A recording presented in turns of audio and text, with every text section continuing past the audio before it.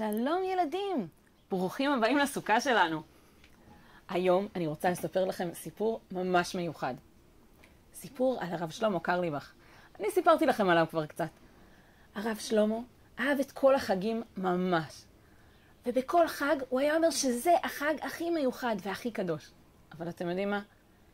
מכל החגים אני חושבת שבאמת הוא ממש אהב את חג סוכות. ומכל המצוות של חג הסוכות הוא הכי אהב את מצוות 4 המינים. אני רוצה לספר לכם איך הרב שלמה קרליבך היה הולך לבחור את 4 המינים שלו. היום אנחנו לפעמים הולכים לקנות מאיזה מישהו שמוכר בבית שלו, בא אלינו, עושים כל מיני דוכנים כאלה. פעם, כשאני הייתי קטנה, היינו הולכים לשוק 4 המינים. כמו שיש את שוק מחנה יהודה, שכל אחד מוכר שם דברים, ככה היה שוק 4 המינים. גם היום יש את זה. מעניין אם מישהו מכם היה פעם בכזה דבר. תכתבו לי אם כן. אז היה דוכן של אתרוגים, דוכן של הדסים. הדסים אצלי, אתרוגים משובחים. כל אחד מוכר את הסחורה שלו. הרב שלמה היה מגיע לשם, והיו באים איתו גם כל מיני אנשים, לראות איך הוא בוחר את האתרוג שלו. כי מכל 4 המינים, הרב שלמה היה הכי משקיע בבחירת האתרוג. כי אתם יודעים ילדים, כל אחד מ4 המינים הוא מתאים לאיבר אחר בגוף שלנו. הלולב הוא ארוך, ממש כמו עמוד השדרה, שאנחנו עומדים זקופים, ויכולים גם להתכופף איתו, לנענע את הגוף שלנו, כמו שמנענים את הלולב. ההדסים אומרים שהם משולים לעיניים שלנו, העלים שלהם הם ממש בצורת עיניים. העלים של הערבה הם בצורה של שפתיים, של הפה. הערבה מתאימה לפה שלנו, והאתרוג הוא בצורה של לב, הוא מתאים ללב שלנו. כל התפילות שלנו, כל מה שמתנקז לנו ללב, כמובן התפילות הן בכל האיברים האלה, גם בעיניים, גם בשפתיים, אבל בעיקר בלב. ולכן היה הכי חשוב לכל אחד איך הוא בוחר דווקא את האתרוג. וזה משקיעים הכי הרבה.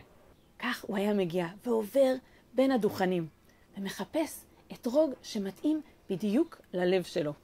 הוא היה לוקח אתרוג, מסתכל עליו, מוודא שהוא כשר ומהודר, אבל זה לא היה מספיק. הוא היה מניח את האתרוג קרוב ללב שלו, עוצם עיניים, ומרגיש. לא, זה לא האתרוג שלי. לא, זה לא האתרוג שמתאים ללב שלי. ככה הוא היה עובר אתרוג. נותן לו נשיקה, ומחזיר אותו באהבה, ועובר לאתרוג הבא. זה היה יכול לקחת שעות ילדים. לפעמים זה לקח שעות, לפעמים זה לקח כמעט יום שלם. אבל הרגע המאושר, כשהרב שלמה היה מוצא את האתרוג המיוחד שלו, איזה רגע קדוש. מה זה?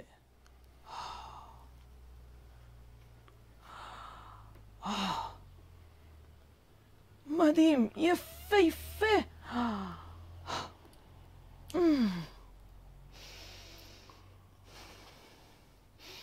כן,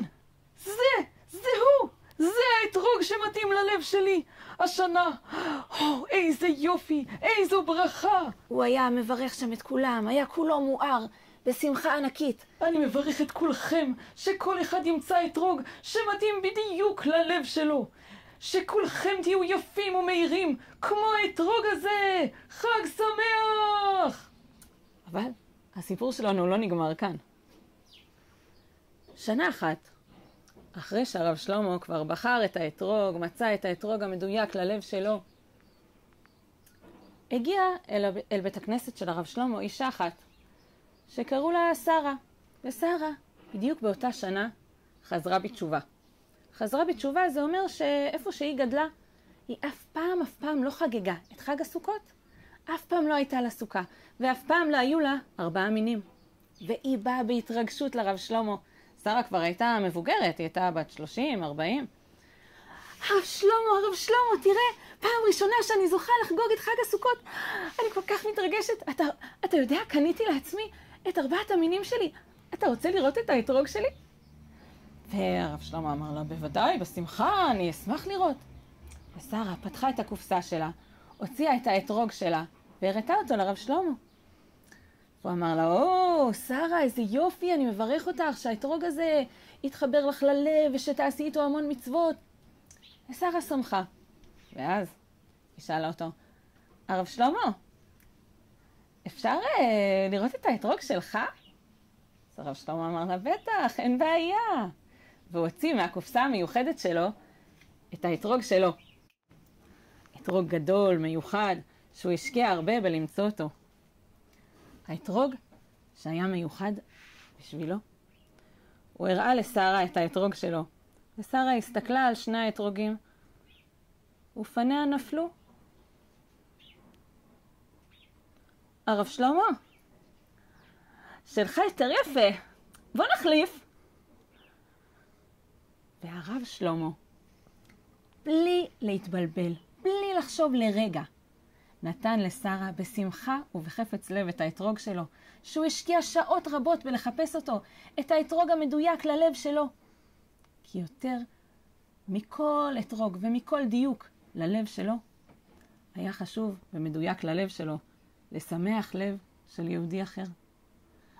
וכך הרב שלמה נתן לשרה את האתרוג שלו, והוא חגג את חג הסוכות עם האתרוג של שרה. אז אני מברכת אתכם ילדים, ותברכו אותי בחזרה. שנזכה לשמוח בלב שלנו, להתמלא בלב שלנו, להתחבר לאתרוגים שלנו, לארבעת המינים ולסוכה הקדושה. אני מברכת אתכם שתתחברו גם ללבבות אחד של השני. שתזכרו שכל אחד הוא יעלום, והכי חשוב זה לשמח לב של מישהו אחר. חג שמח, נשיקות.